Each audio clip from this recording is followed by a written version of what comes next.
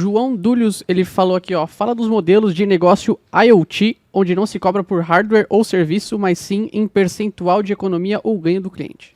E isso aí é bem difícil de mensurar, né? Como é que você vai dizer quanto você economizou de percentual do cliente, né, quando o sistema foi instalado?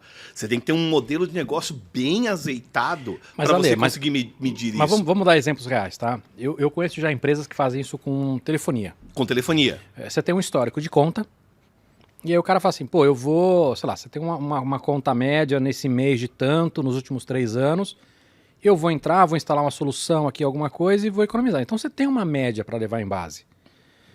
Eu imagino que com o IoT, se você estiver entrando em situações onde o cara tem um mínimo de histórico na conta, já é possível fazer isso. Você pode ter, por exemplo, com a lâmpada conectada na casa, quanto que aquilo consome. Não precisa ser na casa. Isso vale para um shopping, isso vale para uma casa, isso vale para um campo de indústria, golfe, vale para uma indústria. Esse cara já tem 3 anos de conta nas costas. Sim. Então, se você chegar lá e fazer... Estamos falando da solução mais básica que tem. Vou instalar um sistema aqui para economizar energia elétrica. Você já consegue fazer isso. Eu vou fazer um sistema que consiga monitorar o desgaste das peças do meu motor e, por exemplo, eu economizo na manutenção dele porque eu sei antes dele quebrar que o motor vai quebrar. Vai fazer uma análise preditiva. Você não vai me pagar pelo hardware que eu estou colocando lá no meu motor para poder fazer essa análise. Você vai me pagar pela economia que você tem. E aí o cara mensura qual foi o custo para ele desenvolver aquele hardware que tira aquelas informações, faz todo o sensoriamento do motor, joga para a nuvem. Então você tem o custo de engenharia de hardware, você tem o custo de mandar isso para a nuvem, você tem o custo de tratamento de dados. Esses são os custos para você montar a solução. Então, mas o que nós estamos falando, vamos lá. O cara que vai ter esses custos é o cara que é mais ousado e vai investir nisso. O cara da fábrica, ele não tem risco nenhum. Nenhum. Exatamente. Então, ele viu que ele gastou 5 milhões de reais para montar um ecossistema desse inteiro que funcione. Ele precisa de X motores em campo para pagar esse investimento e começar a dar lucro. Ele tem que saber do mercado que ele está entrando, qual é o volume de motores que tem, e se ele consegue monitorar tudo isso. Se faz isso, eu acho que esse modelo que o João Dúlios, né, comentou aí na pergunta funciona muito bem. Então, é que eu acho que é um modelo que talvez seja muito adequado para o Brasil por causa disso. Porque quem é mais ousado, quem acredita mais na tecnologia é o cara que vai investir.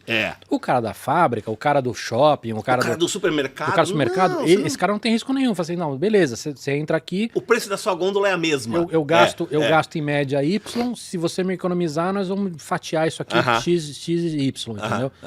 Então me parece ser mais propício para o Brasil, primeiro porque você tem esse risco na mão de quem realmente quer apostar. E tem uma outra coisa que eu acho que é interessante, que é o seguinte. Muitas vezes, dependendo do segmento que ele está falando, por mais dinheiro que o cara faça, às vezes o cara está numa situação complicada. Sim, né? Então, às vezes o cara está com uma margem pequena, agora após pandemia. A pandemia todo mundo bateu recorde de venda, só que muitos foram negativos. Então, acho que pode ser uma coisa interessante. Sim. E isso gera escola, né? Sim, isso gera escola. No leque de clientes que eu tenho trabalhado atualmente, eu não vejo muitos apostando nisso, o que pode ser uma falha. O pessoal pode tirar talvez mais proveito desse mercado olhando para esse... Porque o cara que fabrica hardware, muitas vezes ele quer colocar um preço no hardware, quer vender o hardware, quer vender 10 mil peças daquele hardware, né? E não pensa no longo prazo de suporte, de manutenção, de recurso que ele pode tirar. Pode ser um modelo de negócio bem interessante mesmo. Né? E as a service? Tem rolado ou não? No segmento que eu atuo, bem difícil. Não é algo assim que eu tenho visto muito recorrente, tá? Grande parte dos clientes que eu atendo, o pessoal quer fazer um hardware e entregar o hardware, não quer entregar como um serviço. Tá. Algumas empresas estão começando a olhar para isso. Porque o mundo está caminhando para isso. Exatamente. Em todos os aspectos. Assim. Não importa se você está falando de carro... ou de... Mas nesse mundo... Nuvem, por exemplo, você tem tudo já, as séries, né? Device, infraestrutura... Mas esse mundo do hardware, do sistema embarcado, o pessoal ainda não conseguiu ver o hardware como um serviço. Explica, assim... Explica o que é sistema embarcado, que acho que a maior parte das pessoas não sabe. Legal. Quando a gente fala, por exemplo, de você ter um medidor de energia elétrica na sua indústria, no seu comércio, na sua casa, que manda esses dados direto para a nuvem para você ter o controle de consumo, saber qual é o horário de pico e tal, existe uma placa eletrônica ali dentro que faz a leitura dos sensores de corrente e de tensão, faz alguns cálculos para saber as potências consumidas ao longo do tempo e manda, através de algum rádio, rádio de transmissão, né, toda essa informação consolidada.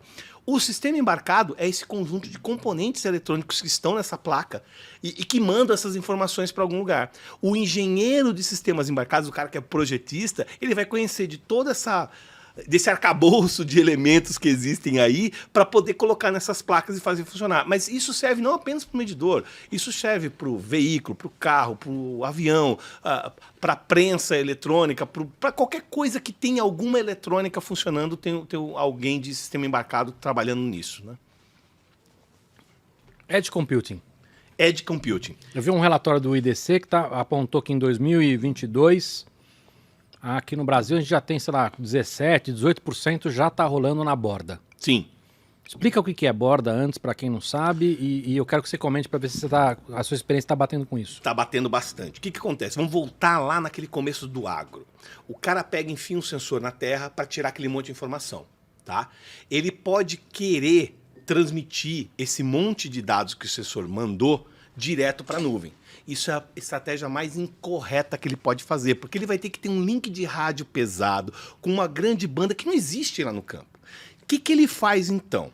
Ele bota alguma coisa de baixíssimo consumo para ter ou uma célula solar, alguma coisa que tire energia do ambiente para poder manter aquilo alimentado. Tem um processador de baixo consumo ali que pega esses dados dos sensores, processa na borda, como a gente chama, o Edge Computing, faz algumas inferências matemáticas e você não precisa mandar essa informação a cada segundo, a cada minuto, nem a cada hora. O cara não quer saber em uma hora como é que mudou o nível de potássio no solo. Ele quer saber se caiu de determinado limite. Você programa os seus sensores, por exemplo, para dar alertas. Olha, eu tinha 10% de sódio, agora eu tenho 5%, 5% é crítico. Então, quando chegar nesse threshold de 5%, eu disparo. O meu sistema fica dormindo, acorda rapidamente, faz uma leitura. Já passou do threshold? Não, dorme. Faz um processamento, calcula, acumula aquilo. E aí ele manda essa informação consolidada para... Esse é o processamento de borda. O sensor está fazendo um monte de inferência matemática ali, de tempos em tempos, em baixo consumo, e só transmite para a nuvem, efetivamente, quando a informação é relevante. Você não vai transmitir informações irrelevantes. O teu dado precisa ser analisado quando ele fizer algum sentido para aquela tipo de ação que você tem, né? Então... o processamento de borda é algo irreversível. Todo e qualquer fabricante que eu tenho no line card tem alguma coisa para trabalhar com borda. Hoje você já começa a ver elementos de alto poder de processamento e baixo consumo, o que é fundamental para você ter um processamento de borda. Você não conseguiria colocar um chip de um PC para fazer isso, Sim. porque ele tem um bom processamento, mas ele vai precisar de uma bateria que é impossível de você levar para o Tem saído até para Arduino umas plaquinhas, você já consegue botar modelo de IA nela, é bem legal. Cara, tem uns sensores, tipo acelerômetro, que já tem uma machine learning dentro do sensor. Ele já vai com o modelo ali, já consegue... Você já pega, então, ó, eu já sei nesse sensor se eu virei, se eu vibrei. Ah, tem um sensor preparado para motor, porque ele sabe como que é a vibração de motor. Tem um sensor preparado para carro, tem um sensor preparado para andar, né, para fazer comportamento de ser humano andando, Sim, correndo. Você está medindo se está tendo passos, né, ou não. Então, você ter agora esses sensores inteligentes com processadores inteligentes de baixo consumo, você não precisa mais fazer uma conta em qualquer dessas nuvens e ficar pagando milhões de reais nessas nuvens para poder ter o processamento lá. O processamento grosso está acontecendo na borda e é óbvio que você vai tirar isso da borda e mandar para a nuvem quando for relevante, porque aí na nuvem você pode fazer decisões muito mais pesadas que não caberiam no sensor. Né? Então, isso é irreversível, está acontecendo em larga escala, é um movimento bem interessante de acompanhar. Legal.